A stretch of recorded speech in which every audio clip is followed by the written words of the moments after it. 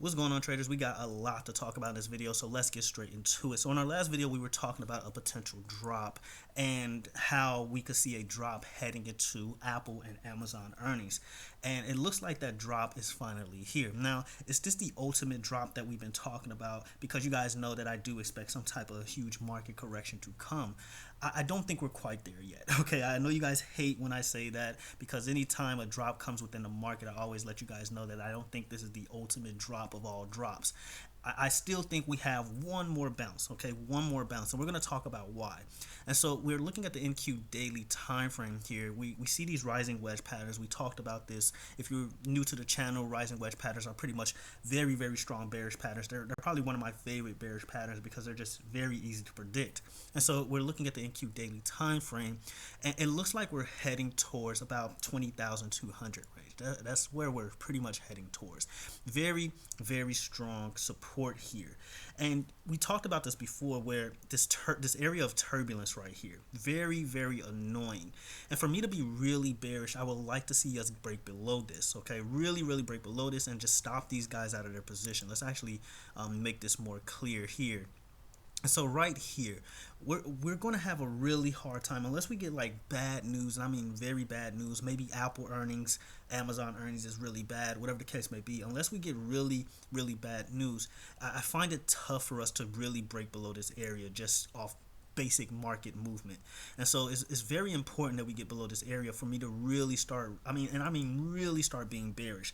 If we can break below these guys, it's very illiquid. We have a gap that needs to be filled all the way at 19,500. So if we break below these guys and stop them out of their position, we're going to drop very fast. As you guys can see, there's really nothing else after this area here. And this is pretty much the area that's been holding the NQ, and I would even say big tech up altogether. And so we break past this area, we're going fast. Okay, we're going to go really fast. So right now we're looking at a move towards about 20,200, 20,250, give or take. And then after that, I do think we have one more bounce in the tank where we could start seeing that move back to triple Q, back on triple Qs, where we see that move all the way to 505, 510. Because if you've been on my YouTube channel for quite some time, you would know that one of my all-time high targets is 505, and then the other target is 510. And so I do think that we're going to see that move happen. It's just a matter of when. And if I had to guess, I would think that Apple earnings and maybe even Amazon earnings can motivate that move. So we'll see. If tomorrow continues to sell off, I would definitely will sell off into close. I would definitely start paying attention to Apple and Amazon earnings and really see how the market reacts, especially if we get here. If we just so happen to get in this area right here at the 20,200 level and just pretty much sit here, I would imagine just sit here until close. I would imagine that we might get some good earnings coming in, and then the market just starts recovering all over again. And then maybe we start seeing that actual sell off towards elections and even when Fed Powell speaks. So we'll see. So that's pretty much my expectations right now. I don't think this is the ultimate drop. We're still within this rising wedge. It's not yet confirmed until we break below the rising wedge. I would say around 19,900 is where 19,900 is where you really want to see some type of break. But other than that, as long as we're in this area, we're still somewhat long-term bullish, short-term bearish right now. So that's what I'm looking at in regards to the NQ. So we can look at the ES real quick. ES, you have some ways to go actually, and again, you're just looking at another area of turbulence right here. So you're looking at a move towards about 5,800, 5,790, give or take. And so again, like we talked about on the NQ, you pretty much have this area where you just really need to break below. You break below this area, you're easily going to start heading towards this gap fill at around 5,650. And that's pretty much it. Your resistance is going to be all the way up here at around 5,920, 5,930, give or take. You break above that, then you're pretty much reaching new highs. Okay, so that's what we're looking at in regards to the ES. We're not going to drag that. I think you guys got the idea. So now we look at triple Qs. And triple Qs pretty much is doing the same thing as NQ. I mean, that goes without saying. They're essentially the same thing, right? Where we see this rising wedge pattern, we rejected here, we rejected here, we rejected here, and now we pretty much retested that 500 area. We talked about this. I pretty much said that I wouldn't be surprised Triple Q's tries to retest that 500 level one more time. We got like 501, 5.5. In the last video, we were talking about we could go as high as about 503 before we start seeing that rejection, and that's exactly what happened. We didn't see. I don't think we quite saw 503. We saw about 502.5, somewhere around that range. It was really pre-market. We saw that move, and now I think we're just going to start heading towards this gap fill at around 490. I personally think that we can head as low as about 485, but first we're going to focus on 490. If we give up 489, then we're definitely heading towards that 485 target. So right now we're just going to focus on this gap fill right here. There's a small gap on the daily time frame that needs to be filled.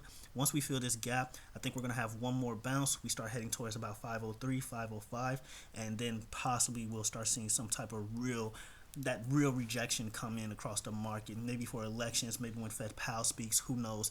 But if we break below this rising wedge and break below this area of support and really just clear this area out where all this turbulence is, things can get bad really fast. Okay, so we can drop pretty fast here. So right now, still overall bullish, but short term, it looks like we could see some more downside heading into tomorrow. So I would really pay attention to this.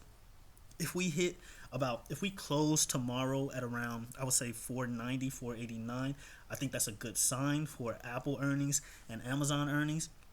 And we could possibly see one more jump in the market, and we'll have to see what happens from there. And then, I mean, again, rising wedge patterns are just so predictable. They're so easy. They're so easy to play. One of my favorite patterns. It's really hard to miss with these patterns. So we'll see. Other than that, that's what I'm looking at for the triple Qs. For newer highs, you really want to break above this area right here at around, I would say 501.5, 502 if you really want to be safe, and then we can start heading towards that 505, 510 target that I've been talking about for quite some time. So now we look at the SPY. And so the SPY looks like it wants to head towards this 574 level, about 574.4, 574.5, give or take, just pretty much right here. So I imagine that's where SPY is going to head. It closed below 579, so that's pretty much a bearish sign that we're going to see some type of continuation tomorrow and just continue on the downside. And then after that, we'll probably start to bounce and start really seeing that move back to 585, 587, because SPY has yet to really make new highs. The triple Qs continues to make new highs, but the SPY has made new highs, but it's pretty much been stagnant between about 583, 580. So at some point in time, I do think the SPY still has one more bounce in it where it could potentially see that move to 585, 587. So we'll see. Right now, I'm looking for downside. I'm looking at a move towards 574, and then we'll have to wait and see what happens from there. There's gaps to the downside, but we're not going to focus on those until we really start breaking 574. We break below 574, that's when things get really interesting. We're going to see a move to 570 after that. And so that's what I'm looking at in overall futures, ETFs and things like that. So now we could talk about Apple earnings. I personally think Apple has the potential to beat earnings. I really do. What I would be looking for in regards to Apple is a move towards, tomorrow I will be looking for a move towards about 225, somewhere around here. You have somewhat of an evening star pattern. It's not really clean or anything like that, but you do have somewhat of a bearish pattern here.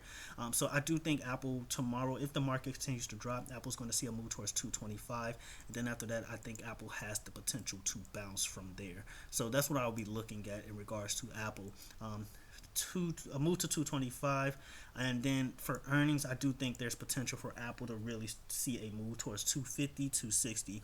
What I will say is that be careful for playing earnings. I mean, be careful playing earnings in general. It's always a 50-50 gamble. You're more likely to lose than win in earnings. That's why it's pretty much a lottery, a casino when you're playing earnings. So always do your due diligence. But what I will say is that Apple does have the potential to see 250, 260, and this whole iPhone bad news revolving around iPhone. It just seems like bait. It feels like bait, and I could be wrong, but we'll have to see. But regardless, this will be the target that I'll be looking for in regards to possibly playing calls and even puts on Apple, because earnings, I tend to want to play both sides unless I'm really confident on a direction. And the only thing I'm really confident on is about Amazon. So we'll see. But that's what the move that I'm looking for. So we broke it below 232 on Apple, so I'll be looking, well, actually 233 on Apple, and now I'm looking for a move towards 225 if we just so happen to open below 230 tomorrow. So we'll see. Other than that, that's all I have in regards to Apple. Let's go to the weekly time frame, make sure I'm not missing anything. Yeah, so I mean, you see it, this clean rising wedge pattern, broke out the rising wedge pattern, and yeah, you're looking at potentially more downside tomorrow. Let's go to the 4 hour time frame. Also make sure, so yeah, you guys see I don't make these patterns up. Super clean pattern here. You broke below it, you retested, you broke below it again, and now you're heading towards that 225 target that we've been talking about. And so very interesting where how Apple is looking. What I will say is that there is still somewhat of a ascending triangle here. Um, we can actually mark it out. Let's actually see here. So it's still some type of glimmer of hope here. It's not the cleanest, but there's somewhat of an ascending triangle here. But from the looks of it, it looks like Apple can continue to break down, and then they'll just pretty much void this ascending triangle. We'll have to see. Maybe Apple does the opposite of the market. It does tend to do that sometimes. Maybe Nvidia, does the opposite of Apple, and then Apple does the opposite of Nvidia. That tends to happen sometimes, but we'll see. Other than that, that's all I really have for Apple. Look for a move towards 225 if it gets below 230, and then we'll have to see what happens from there. If you want to see how I'm going to play these earnings plays, or if I'm even going to play them at all, feel free to join the Discord. Discord link is in the description below. Amazon. So I'm pretty biased on Amazon. I'm not gonna lie. I'm very biased on Amazon. You have this clean inverse head and shoulders. It's not clean actually, but you do have an inverse head and shoulders pattern. You pretty much are at the neckline here. I pretty much let my Discord members know that if Amazon sees 190 again, which it looks like it's very much possible, it's at like 191 after hours. If Amazon can get that move to 190, I'm definitely going to load more calls. We're in leap calls right now. We're at like 200. I believe March calls, maybe March or January calls. So regardless, we're in a really good spot. Those contracts are in profit right now. Nothing too crazy, but I'll definitely be looking to add to those contracts if we can see Amazon head to 190. The lowest I'm looking at is about 187. So between 190 187, I think is a good buying opportunity in regards to trading and even shares if you want to. Do your own due diligence, do your own research, but that's what I'm looking at in regards to Amazon. I definitely think this thing is ready to take off, and I think it deserves to be above 200. It needs to catch up with the market, and I think this is a perfect opportunity to do so. So that's my thoughts on it. Again, earnings is a 50-50 gamble. You're more likely to lose than win on earnings. So we'll see. So next up, I guess we could talk about Meta here. Meta just tanked for his earnings. At first it was IV crushing, and then eventually it actually started to make that implied move. So Meta is looking really, really bearish here. I'm trying to see. Here we go. Yeah. So Meta is looking very bearish here. I actually accidentally got rid of all my drawings, but regardless, Meta just does not look good here. I think it's just going to continue lower. And the move that I'm looking at right now, if it continues to hold this, is about, if it continues to break lower, I would say below 570. If it gets below 570, then this thing is probably going to head towards about 555, 550. So that's what I would be looking at in regards to Meta. It did retest 555. It pretty much mitigated a fair value gap down here. I don't have them up, but there is a fair value gap in this area that was mitigated, and so if we continue to head lower, then I imagine that at that point we're just trying to get further below that fair value gap. So we'll see. But you guys see it here. We bounced here, we bounced here, we bounced here, and now we pretty much it's only after hours, but we pretty much broke down, and then Bull stepped in almost immediately and trying to hold this thing up. So we'll see. If the market continues to head lower, then I imagine Meta is just going to give this up. And if it gives this up, that's a pretty bad sign for Meta, and I imagine we're going to drop very fast. It's very illiquid in this area, very, very illiquid. There's still a gap that needs to be filled all the way into 540s. So I imagine that's where we're going to head if we break this trend. So that's what I'm looking at in regards to Meta. Google. Google, yeah, so congratulations to Discord members who played the 170 puts with me. I said in my last video, I pretty much called it. I called the top in the last video, basically. I pretty much said that once market opens, I think Google's going to just immediately drop from that 180 area. So pretty much right here is where we had it marked. And I said I'm going to get puts, and we got puts. We got those 170 puts for this week, like right at around 180. Between 180 178, and then it just started to drop from there, and we took profit at around, I want to say 174 175, somewhere around there. So congratulations to Discord members. So we played Google earnings to the upside as well as the downside afterwards, and made money on both sides. So congratulations to Discord members. Right now, I think Google is just going to continue to head down. There's obviously going to be one more bounce. I do believe that. This area right here is just way too open. This little void here, I wouldn't be surprised there's a fair value gap in this area too. But regardless, possibly, I wouldn't say bounce immediately from here. It'll probably head lower to about 169 170, then start to bounce with the market, and then retest about that 180 181 area before we start really heading lower. We'll see.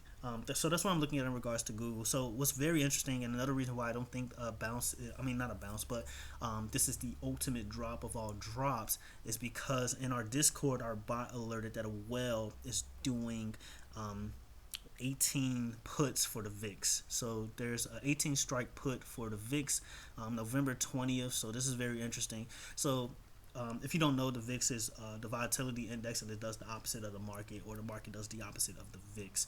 So right now the VIX is at about $20, give or take. So if whales are plotting that the VIX is going to drop, then that means the market is going to bounce and head higher again. So that's another reason. Again, if you want access to like our bots, AI bots and things like that, Discord link is in the description below.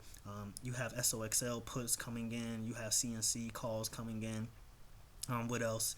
You have IWM puts, 212 puts for December 20th. We're already in IWM puts. I told you guys in the last video as well about IWM. I said if IWM sees 224 again, yeah, that's the time you load puts. Okay, it gave you that opportunity once again.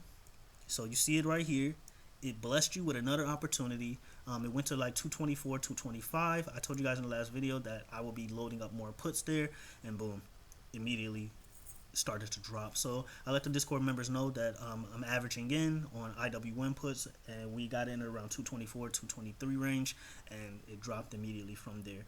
So yeah, I'm just going to keep loading up on IWM puts until it reaches our target.